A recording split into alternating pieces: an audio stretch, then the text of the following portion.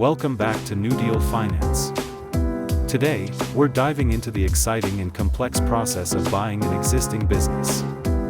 We'll cover the advantages and disadvantages, how to determine the right sales price, and key financial aspects to consider. There are many reasons why someone might sell their business. They could be immigrating, dealing with health issues, or ready to retire. However, sometimes a business is up for sale because it's not doing well. It's crucial to understand the real reason behind the sale. Understanding why the business is being sold helps you make a more informed decision. Let's talk about the advantages of buying an existing business. One major benefit is that you get a track record. You'll typically have financial statements from previous years, giving you a clear picture of the business's financial health. You also inherit an established clientele and trained employees. The existing operational systems, policies, and procedures are already in place. Contracts with suppliers and customers are usually set up, so you can start generating cash flow from day one. Plus, the marketing concepts and corporate identity are already developed, saving you time and effort. However, there are some disadvantages to consider. You might inherit inadequate systems and processes. Changing the way the staff operates can be challenging if they're used to less effective methods. Be cautious about taking on too much new finance when buying a business. Unknown liabilities, or contingent liabilities, can also be a risk. Changes in the industry can impact the business, so having a deep understanding of the industry is crucial. Evaluate whether any assets need to be replaced, as some might be nearing the end of their lifespan. Ensure you're taking over existing agreements and licenses. Be aware of any unfinished contracts and pending legal matters. Contractually, you might need to prohibit the seller from starting a similar business in the same area. Determining the sales price is probably the most important aspect when buying an existing business. It's natural for a seller to want the maximum price and a buyer to want to pay as little as possible. Sometimes, this can become emotional, especially for the seller. That's why it's crucial to be able to assess the financial performance of the business accurately. You need to consider various risks and factors, but understanding the financial health of the business is the first step.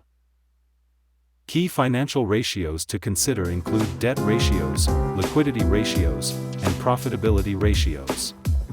Benchmark these ratios against industry standards to get a clearer picture of the business's financial health. A break-even analysis helps you understand the fixed costs of a business and how much you need to sell each month to cover those costs. It's your starting point because, at a minimum, you need to break even before aiming for profit.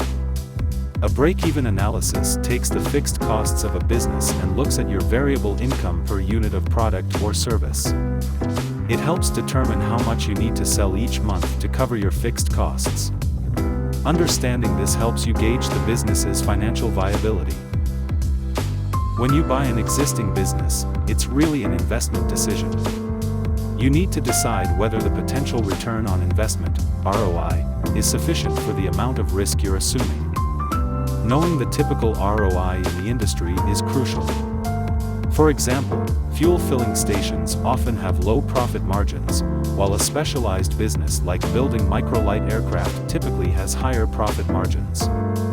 This is why familiarity with the industry is so important. The general investment rule is, the higher the risk, the higher the potential return. Conversely, the lower the risk, the lower the acceptable return. There are several methods to evaluate the selling price. You can look at comparable rates of return or capitalize the income. For instance, if your required rate of return is 2% and the annual income is $600,000, the purchasing price shouldn't exceed $30 million.